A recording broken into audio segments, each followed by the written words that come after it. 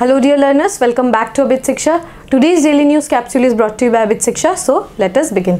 आज की जो important news है वो है first, far fewer CAG reports of centre tabled in the parliament. तो कैग का रिपोर्ट जो है बहुत कम नंबर पे जो है अभी देखने को मिला है कि कैग का जो रिपोर्ट से काफ़ी कम नंबर जो है वो टेबल हुआ है पार्लियामेंट में। So this is a point of concern. Okay, this is a point of concern because CAG जो है कंट्रोलर एंड ऑडिटर जनरल वो जो है गवर्नमेंट का जो है पब्लिक पर्स जिसको हम बोलते हैं पब्लिक पर्स, ठीक है, पब्लिक पर्स का जो है वो गवर्नमेंट जो खर्चा करती है फ्रॉम द पब्लिक पर्स उसको वो ऑडिट करते हैं कि खर्चा कितना हुआ, कहाँ पे हुआ, क्या ज़्यादा खर्चा हुआ या फिर कम खर्चा हुआ या फिर हमें किस तरीके से खर्चा करना चाहिए। सो ये क्योंकि हमारे गवर्नमेंट बहुत सारी स्कीम्स निकालती है, सो स्कीम्स कितना स्कीम्स का जो है ऑडिटिंग हुआ है, कितना पैसे का ऑडिटिंग हुआ है, ये हमारे लिए जानना इंपॉर्टेंट होता है। बट बहुत कम नंबर्स जो है ऑडिट हमें इस बार देखने को मिला है in the parliament. So we will look into that and understand CAG का जो बॉडी है कॉन्स्टिट्यूशनल बॉडी उसके बारे में हम जानेंगे। Second is India's first winter arctic expedition begins,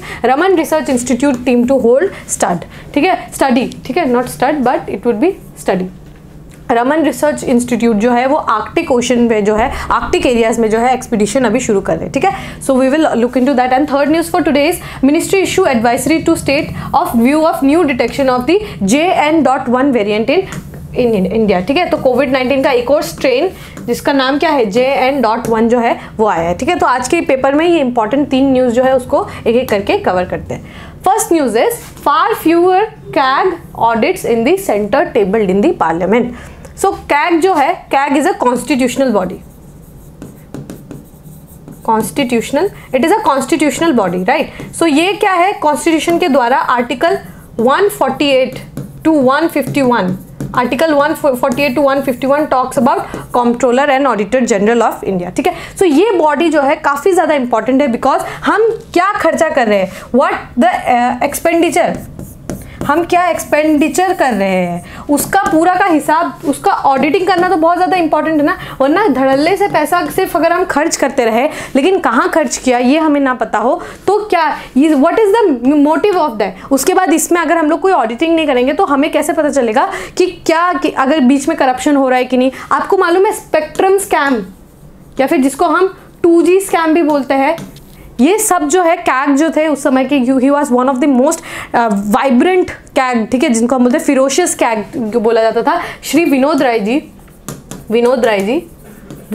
जी, ठीक है, श्री विनोद राय जी जो थे वो कैग थे 2012 के अराउंड, ठीक है। सो उन्होंने ये स्पेक्ट्रम स्कैम है उसको बस्ट किया था कि किस तरीके से इंडिया को ऑलमोस्ट $40 बिलियन का जो है लॉस हुआ था, ठीक है, ये स्पेक्ट्रम स्कैम में। सो कैग का बॉडी आप समझ रहे कितना ज़्यादा, कितने सारे जो है स्कैम्स जो है जिनके बारे में हमें पता नहीं था वो सब ये कैग की बॉडी जो है उन्होंने बस्ट किया। So this is very important कि हम जो है ऑडिटिंग करवाए, समय से ऑडिटिंग करवाए, यू नो, ऑडिट वगैरह जो है टाइमली हो। सो वो बहुत इंपॉर्टेंट हो जाता है। बट अभी वो जो नंबर है उसमें हमें काफ़ी ज़्यादा रिडक्शन देखने को मिला है, ठीक है। सो अगर आप देखें तो कैग का जो है बॉडी जिसको हम you know controller and auditor general भी बोलते हैं, ठीक है। सो ये क्या है, नंबर ऑफ जो ऑडिट्स जो वो लाते हैं it is declining from day to day, ठीक है, डे बाय डे जो है उसका हम लोगों को डिक्लाइन देखने को मिल रहा है। ऑन एन एवरेज कितना होता था, 22 रिपोर्ट जो है एटलीस्ट टेबल होता था फ्रॉम 2019 टू 2003, ठीक है। ये जो 2019 टू 2023 में ऑन एन एवरेज सिर्फ 22 रिपोर्ट जो है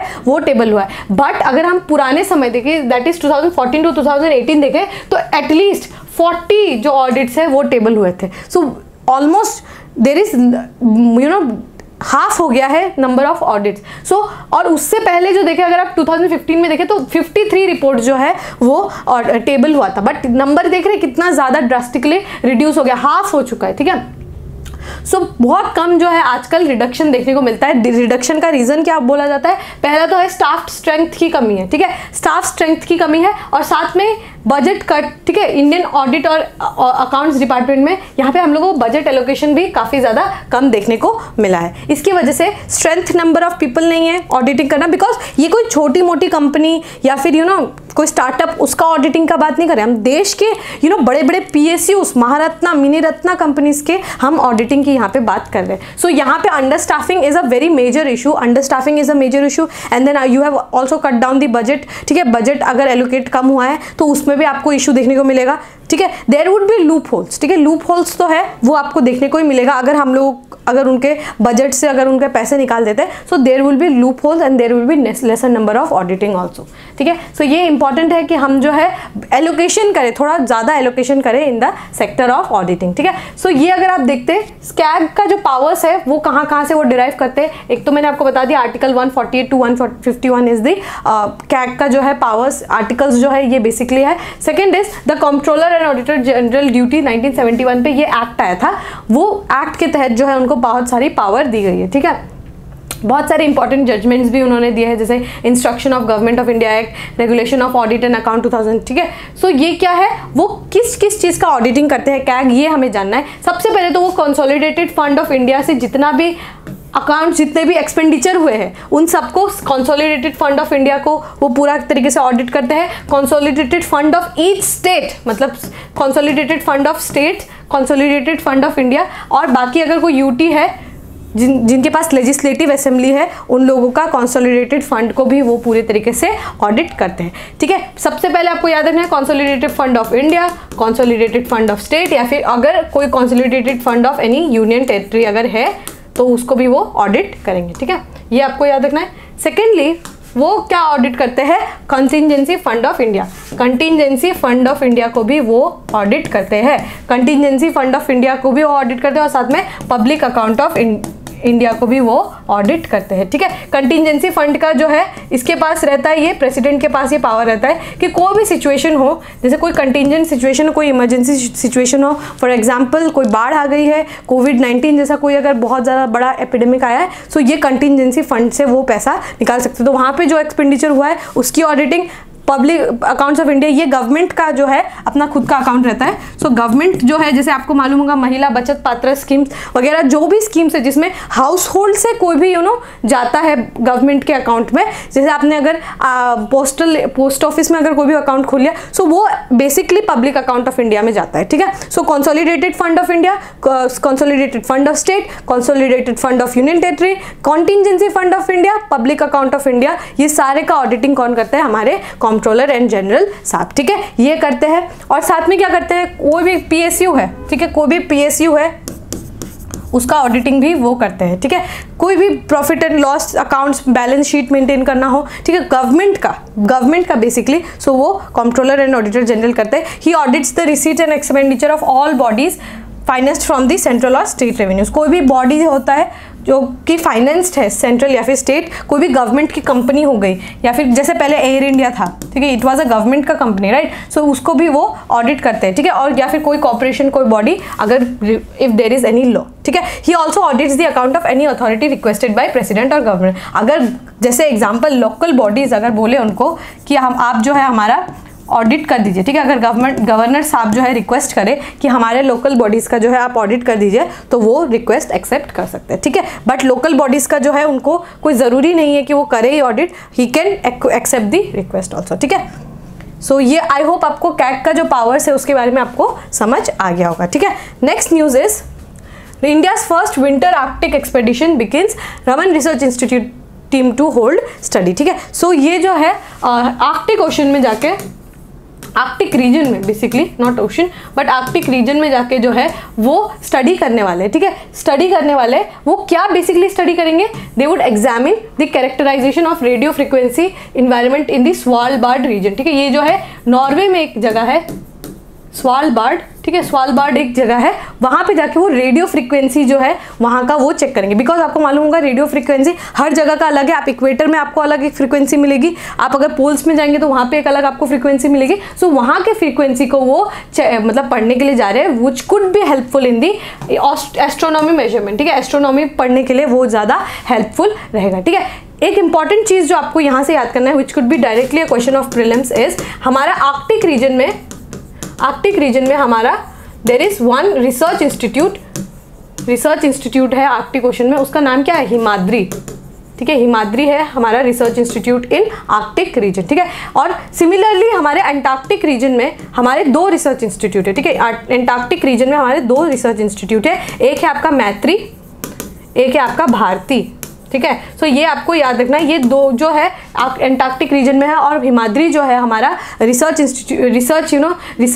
स्टेशन है कहाँ पे, स्वालबार्ड नॉर्वे में, ठीक है, नॉर्वे में है, जो आर्कटिक रीजन को स्टडी करने के लिए वो काम करता है, ठीक है। 2008 में जो है हम लोगों ने ये रिसर्च स्टेशन जो है एस्टैब्लिश किया था, ठीक है। A team of 4 scientist will embark the journey, ठीक है। ये जो है स्वालबर्ड जो है, ये 4 जो साइंटिस्ट है वो जाएंगे, ठीक है।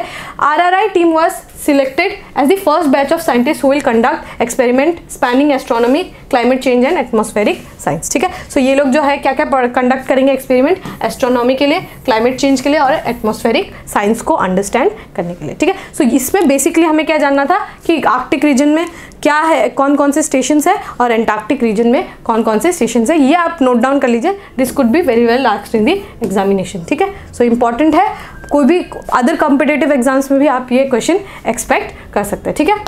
Last news for today is ministry issues advisory to states in view of detection of the new JN.1 variant, ठीक है। सो ये पूछ लेंगे कि JN.1 variant recently heard in news, ये किसका स्ट्रेन है, ठीक है। ये आपको याद रखना, ये कोविड-19 का स्ट्रेन है, कोविड-19 का जो है ये एक स्ट्रेन है, ठीक है। ये अभी न्यू जो है हमें देखने को मिला है केरला में, ठीक है। केरला में जो है हमें देखने को मिला है ये जो स्ट्रेन है, ये हमें देखने को मिला है in the state of Kerala, ठीक है। सो अभी जो है हम कांस्टेंट विजिलेंस जो है वहाँ पे हम कर रहे हैं कि अभी, क्योंकि अभी जो है अपकमिंग आपको मालूम है फेस्टिव सीजन आने वाला है, न्यू ईयर्स आने वाले हैं, एंड देन क्रिसमस ऑल्सो, एंड उसके बाद जो है हमें मालूम है बैसाखी वगैरह भी आने वाली है, एंड देन बिहू। सो वहाँ पे क्या हो सकता है, गैदरिंग होगा, कम्युनिटी गैदरिंग होगा, गैदरिंग में जो है ये फैलने का चांस जो है, स्ट्रेन फैलने का चांस जो है ज़्यादा है, इसीलिए यहाँ पे कांस्टेंट विजिलेंस जो है हमें देखने को मिल रहा है। कोविड-19 virus continues to circulate and its epidemiology behaviour get settled with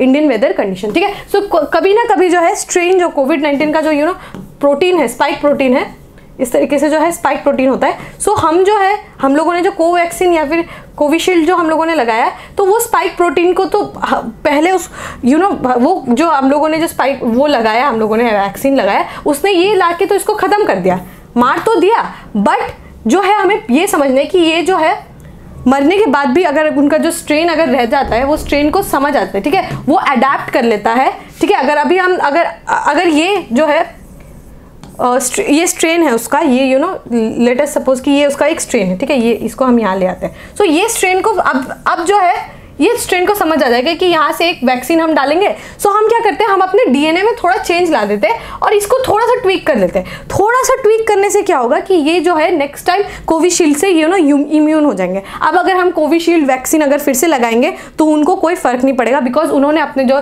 strain है उस अपने डीएनए में जो है थोड़ा सा इन्होंने चेंज ला दिया, ठीक है। सो ये थोड़ा सा ट्वीक करने से भी इनका जो है फिर से इम्यून सिस्टम स्ट्रांग हो जाता है। किसका, कोविड का जो स्ट्रेन है, जो ये उसका वायरस है, उसका स्ट्रेन को जो है वो मजबूत हो जाता है, वो फिर से हमारे बनाए हुए वैक्सीन से वो इम्यून हो जाता है। इसीलिए हम देख पाएंगे कि बहुत सारे वेरिएशन जो है कोविड-19 के, बहुत सारे अल्फा डेल्टा पता नहीं क्या क्या जो है आपको वेरिएशन, ओमिक्रॉन, ठीक है, Omicron was also a strain, ठीक है।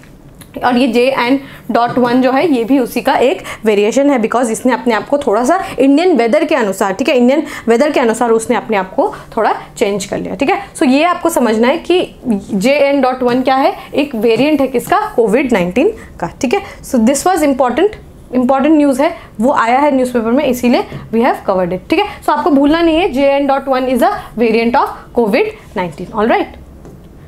So with this we have come to end of today's daily news discussion. If you have liked this discussion, don't forget to give a like and write down in the comment section. We will meet in the next session. Till then, take care and thank you.